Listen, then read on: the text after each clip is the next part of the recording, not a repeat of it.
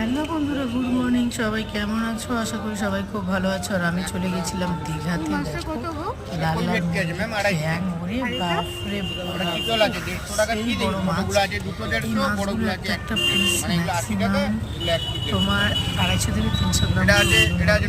মাছগুলো হাতে তুলেই দেখেছি। চিংড়ি মাছ ফ্রাই করে রেখেছে, বাগদা আর তারপরে তোমার কি যেন বলে অক্টোপাস, সব ধরনের পাস তোমরা পেয়ে যাবে এখানে। আর আমরা যে গিয়েছিলাম যে দোকানটাতে অনেক ধরনের মাছ কাঁকড়া পাওয়া যায়। এই যে এই দেখো, তোমার কি যেন বলে এটাকে, অক্টোপাস।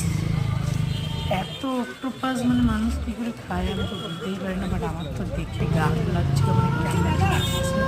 তারপরে চলে আসলাম আমি চপের দোকানে। চপ দেখে তো খেতে ইচ্ছে করলো, আমার খেতে ইচ্ছে করছিল, আমার কাজ ছিল ভিডিও বানানো, তাই আমি ভিডিওটা বানিয়ে নিয়েছি।